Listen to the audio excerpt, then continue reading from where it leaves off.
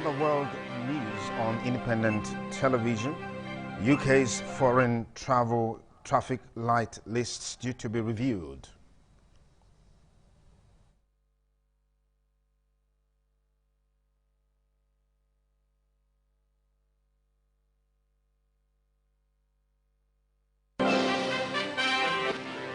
Former Ivory Coast Prime Minister rejects life sentence.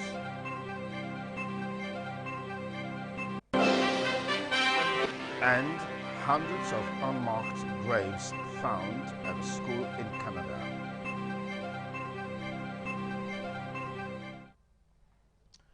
Good afternoon and many thanks for joining us on the World News. I'm Sonny Duke Okosun.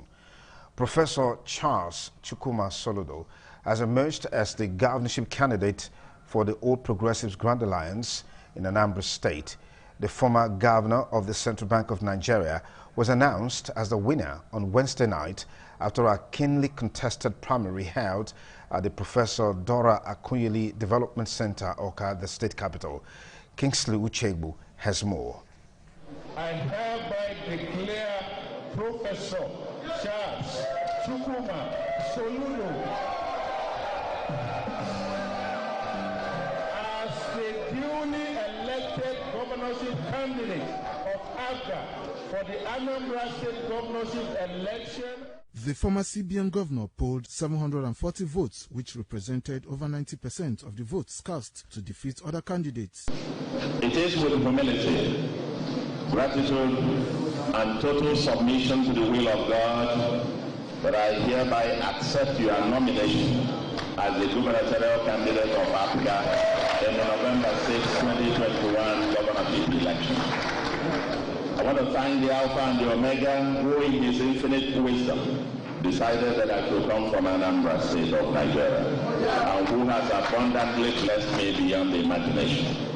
In gratitude to him, I will devote every minute of my remaining life on earth to serve him by working hard to live here better than I met it. The election took place despite controversy rocking the party after a faction led by Jude Okeke accused the Victor Oye-led faction of alleged refusal to submit the statutory 21 days notice on the Special World Congress to INEC.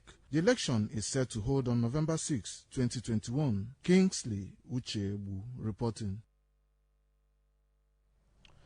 The federal government says it is ready for the second peer review country self-assessment to be done by a new Partnership for Africa's Development, NEPAD. Presidential spokesman Femi Adesina stated this while briefing State House correspondents at the end of this week's cabinet meeting. ITV State House correspondent Ikaro Atta reports that the governor of Kebbi State late Tuesday night met with President Muhammadu Buhari over abducted students in his state.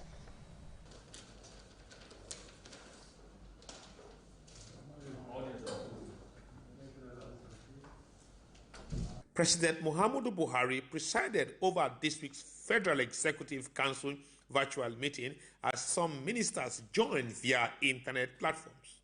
Expectedly, it held behind closed doors. Unlike its usual post-fake briefing by selected ministers, only presidential media aide Femi Adesina walked into the council briefing hall to address correspondents.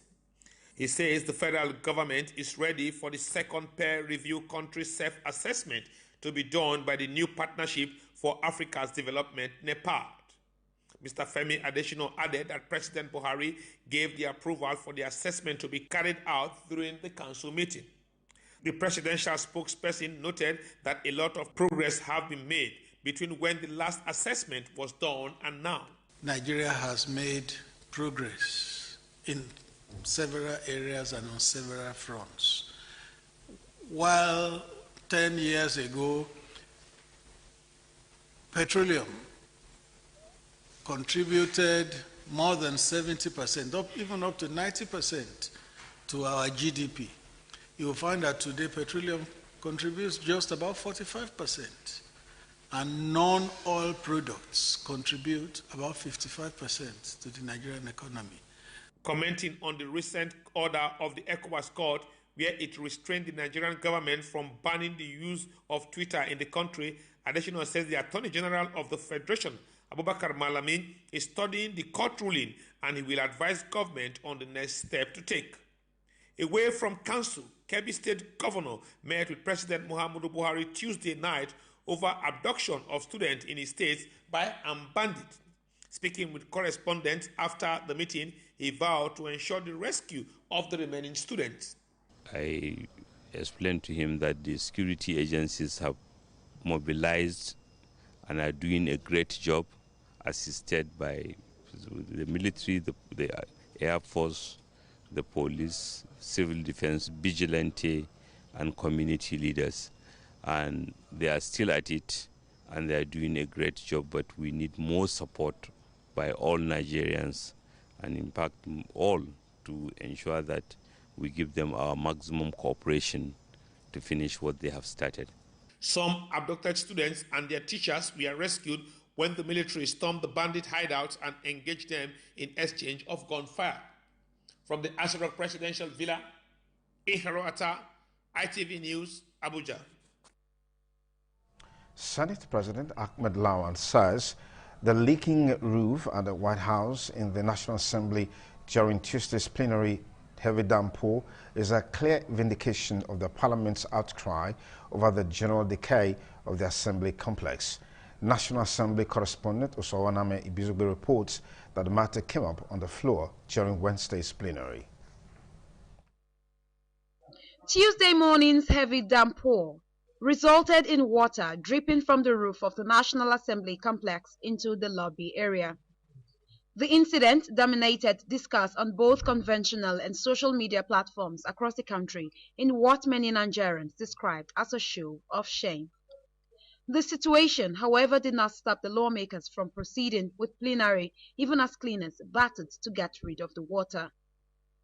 At commencement of Wednesday's sitting, Senate's Deputy Chief Whip, Abdullahi Sabi, raised a point of order querying some news reports that followed the incident.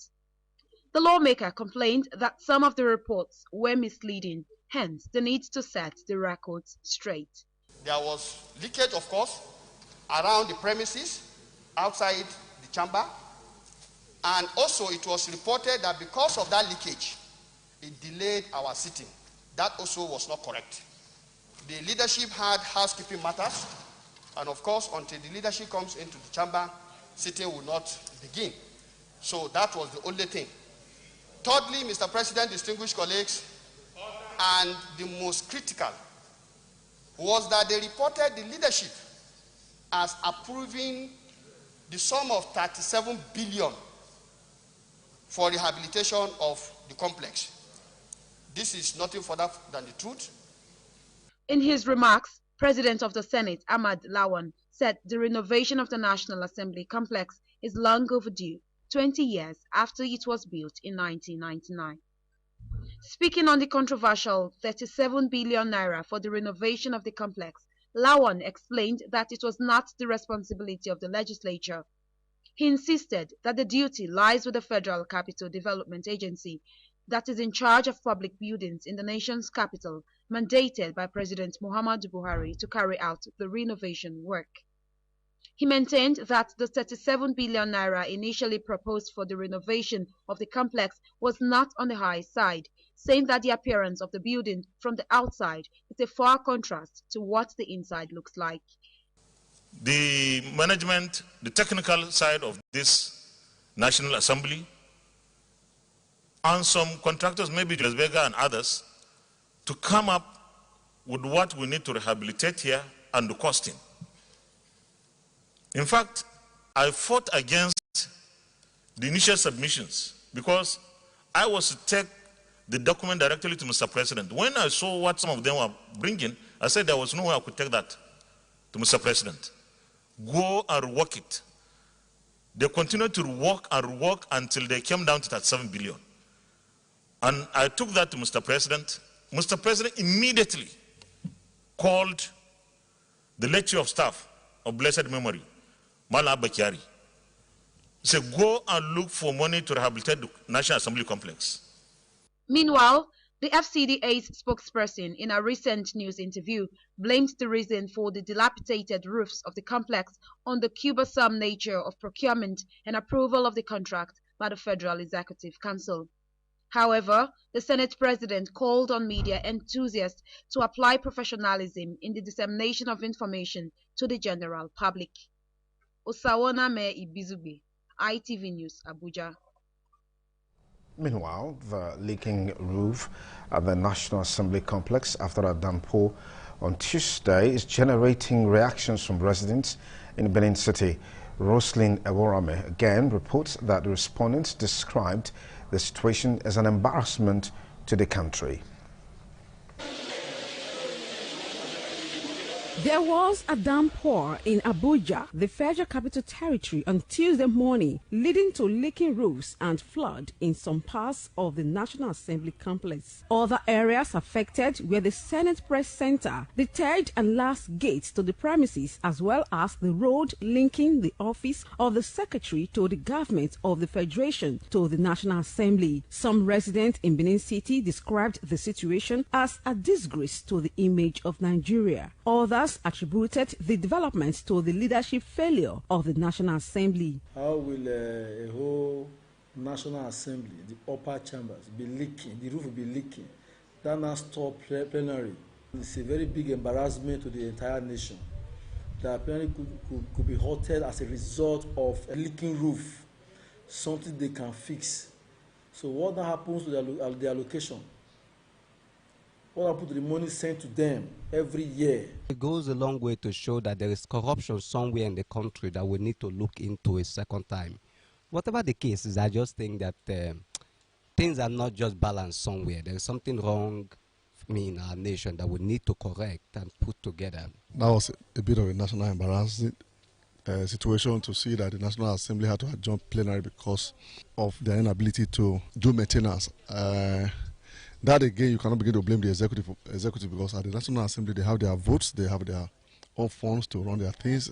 I think it's a failure on the part of the leadership of the National Assembly not to putting the infrastructure of the National Assembly as important as they do to other assignments that they think they are carrying.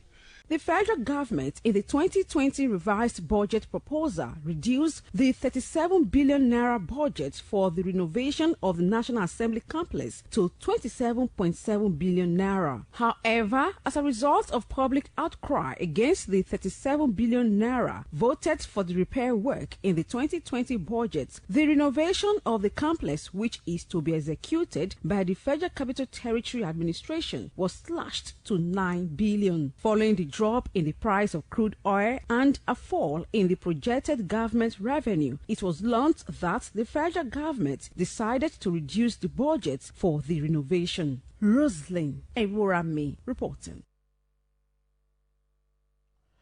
The Kingdom of Saudi Arabia has supported Nigeria's fight against the coronavirus pandemic with equipment worth $1 million.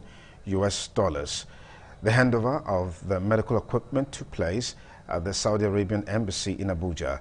The ambassador of the Kingdom of Saudi Arabia, Faisal Ibrahim Ahmadi, disclosed the plans of the kingdom to organize 12 free medical outreaches towards combating blindness and heart-related problems across the 6 geopolitical zones of the country.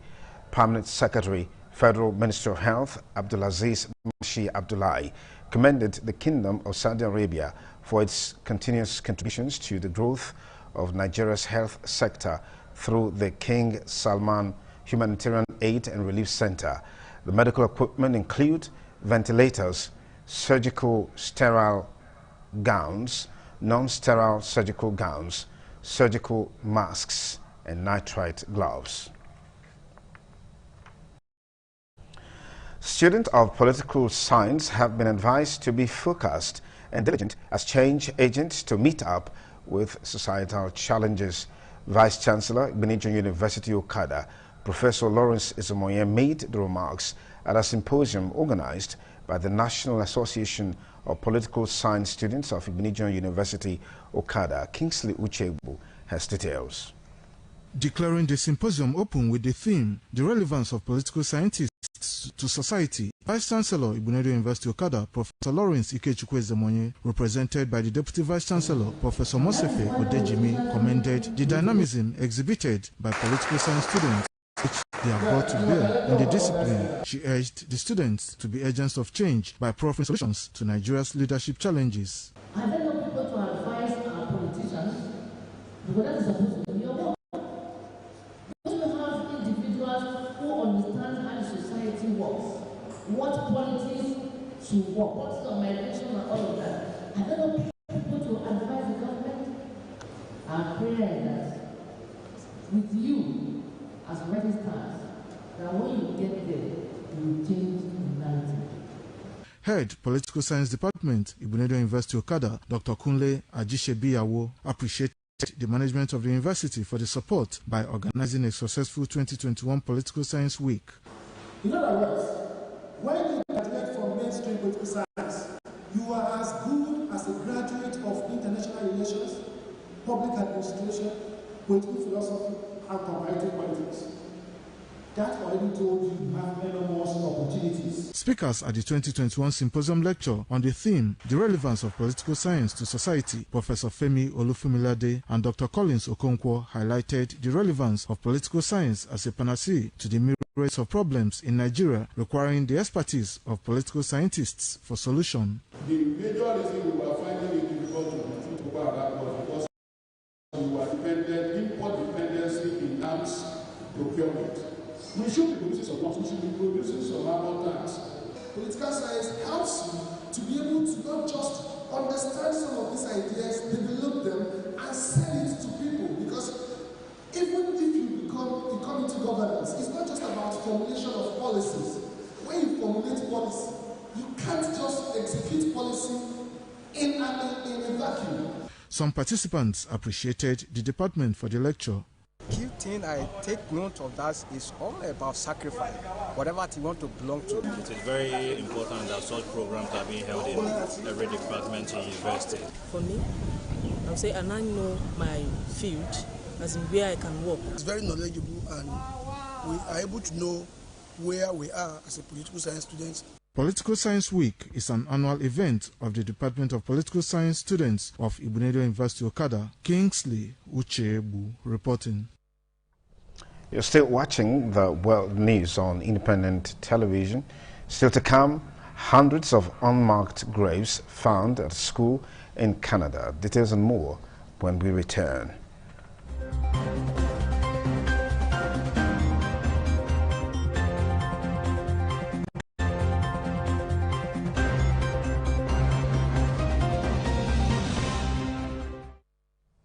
Many thanks again for staying with us on the World News. And going abroad, the UK's rules on foreign travel are set to be reviewed later after industry bosses united in a desperate plea for the green list to be widened.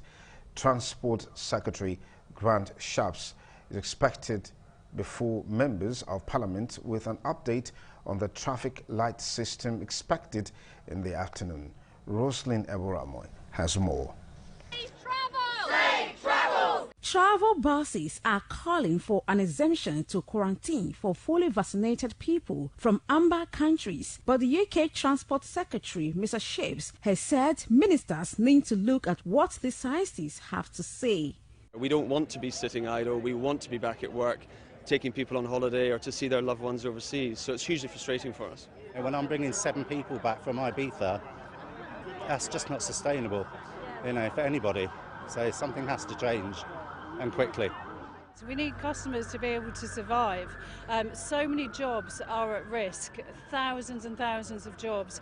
Currently, people traveling from the UK to Greece, Spain and Portugal are not required to quarantine. Those going to Italy have to self-isolate for 5 days, then take a test, while fully vaccinated UK visitors to France can enter without quarantine. By contrast, when returning to the UK from most holiday hotspots on the amber list, travelers have to self-isolate for 10 days as well as pay for a COVID-19 test. Roslyn Ewurame reporting. Former Ivorian Prime Minister Guillermo Soro has rejected a verdict that sent him to prison for life. He also said the aim of the trial had been to put an end to his political ambitions. The trial showed how the Ivorian judiciary could easily be manipulated by the executive branch of government. He vowed to continue with his fight against the capture of the Ivorian state and the control of all its institutions. The sentence passed by the criminal court in the capital Abidjan on Wednesday sentenced Mr. Soro in absentia. He has been living in exile for the last 2 years. He and others faced charges of conspiracy and undermining national security by plotting a coup. Islamist insurgents have been involved in renewed clashes near Mozambique's northern town of Palma. It came as southern African countries approved the deployment of a standby force to help Mozambique fight the Islamists. The northern province of Cabo Delgado has long experienced instability, but the insurgency involving Islamist militants began in 2017. The conflict attracted more international attention after the militants seized Palma in April, killing foreigners and bringing a $20 billion natural gas project to a halt. The insurgency has created a humanitarian crisis with displaced people living in refugee camps in the provinces surrounding Cabo Delgado. President Joe Biden has unveiled a plan that includes funding more police to combat a nationwide surge in homicides, which he blamed on lax gun control. He said officials in high crime areas can hire more law enforcement personnel using coronavirus relief funding. Roslyn Eworame again completes the story. The U.S. President, Mr. Biden's crime-fighting strategy calls for curtailing road gun dealers and firearms trafficking. Republicans are depicting Mr. Biden's Democrats as weak on crime amid calls for left-wingers to defund the police. Announcing his 5-point strategy at the White House, the president urged cities and states to use $350 billion of funding from a COVID-19 relief bill on public safety efforts, including adding more police officers even beyond pre-pandemic levels. Same members of Mr. Biden's party have amplified calls by Black Lives Matter activists to defund the police, though the president himself has resisted the slogan, which is unpopular with most voters. We can ban assault weapons and high-capacity magazines in this country once again. I got that done when I was a senator. It passed. It was law for the longest time. And it brought down these mass killings. We should do it again. We can close the loopholes in our background check system, including the Charleston loophole. That's one of the best tools we have right now to prevent gun violence. The Senate should immediately pass, let me say it again, the United States Senate, I hope some are listening, should immediately pass the 2 House-passed bills that close loopholes in the background check system. These are bills that receive votes of both Republicans and Democrats in the House. This is not and should not be a partisan issue. This is an American issue. It will save lives. The crime wave is likely to become a major issue ahead of next year's congressional midterm elections. Roslyn Eworame reporting. U.S. pop star Britney Spears has launched a blistering attack on the abusive conservatorship that has controlled her life for 13 years at a court hearing. Speaking in open court for the first time in the case, she accused her father of controlling her 100,000%. She said she had been denied the right to have more children and put on the psychiatric drug lithium against her wishes. Spears, a mother of 2, said she wanted to marry her boyfriend and have another baby, but the conservatorship would not allow her to. She accused her conservator of stopping her from having a contraceptive device removed so she could get pregnant.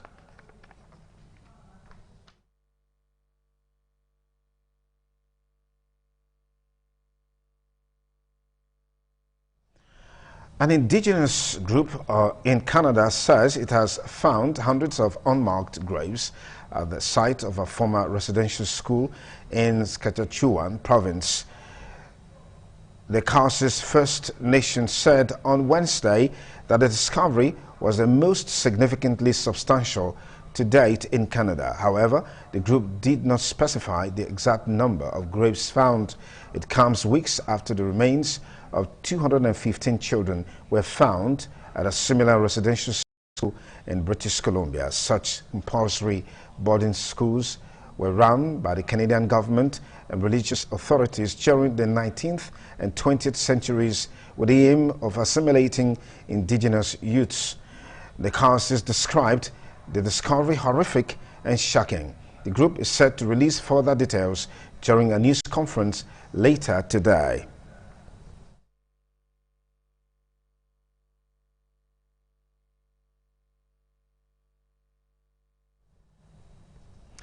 And now to sports. Super Eagles players have started training ahead of the international friendly match against the national team of Mexico.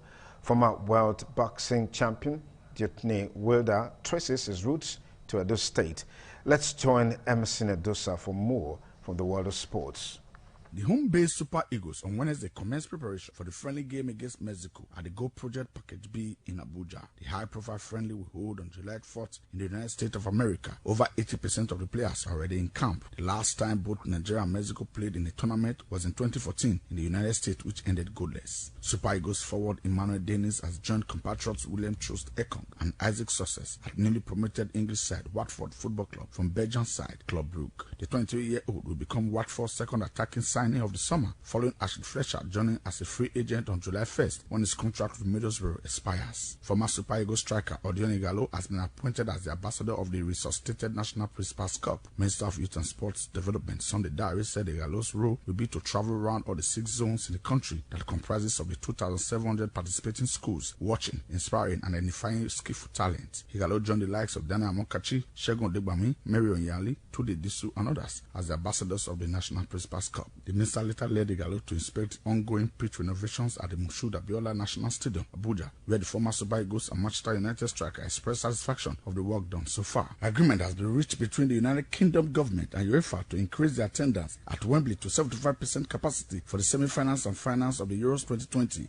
and will be the largest crowd assembled at a sporting event in the UK in over 15 months. Budapest was in line to replace Wembley as the venue amid concerns around England's coronavirus restrictions, while Italy also put up Rome.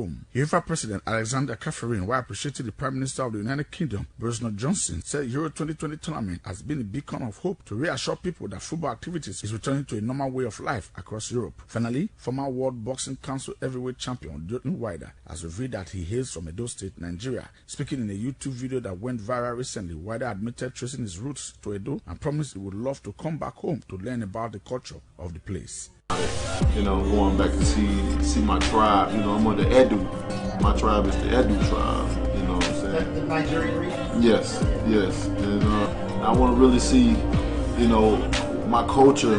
You know, and go back to the ancestors and learn a lot of different things. You know, and I love just being able to go back and research my roots. They are warriors, stone cold warriors. Tribute to my ancestors and my tribe, you know what I mean? So shout out to all the Edu. The king is coming home soon. I just gotta handle some business. Wilder, who is nicknamed Bronze Bomber, enjoyed a 5-year reign as the WBC heavyweight champion between 2015 and 2020, but lost his title in a bout with British heavyweight champion Tyson Fury in February 2020, and whom he will be having a trilogy with on July 24th. Emerson Edosa. NBA club Boston Celtics are finalizing an agreement with Brooklyn Nets assistant Ime Udoka to make him the franchise's new coach. The former Nigerian international will replace Celtics president of basketball operations Brad Stevens, who stepped down as coach earlier this month to replace Danny Ainge running the franchise basketball operations. Udoka was an assistant with the San Antonio Spurs for 7 seasons under coach Greg Popovich. He spent several years in pro basketball as a player, including starts with the Lakers Blazers, Kings, Knicks and Spurs. To end the world news on independent television, look again at the top stories. The UK's rules on foreign travel are set to be reviewed later after industry bosses united in a desperate plea for the green list to be widened. Travel bosses are calling for an exemption to quarantine for fully vaccinated people from other countries. But UK Transport Secretary Mr. Sharps has said ministers need to look at what the scientists have to say. And that's it on the world news. On behalf of the producer, Roslyn Eborame, and the entire production crew, I'm Sonny Duke Okosun, thanking you for listening. And bye for now.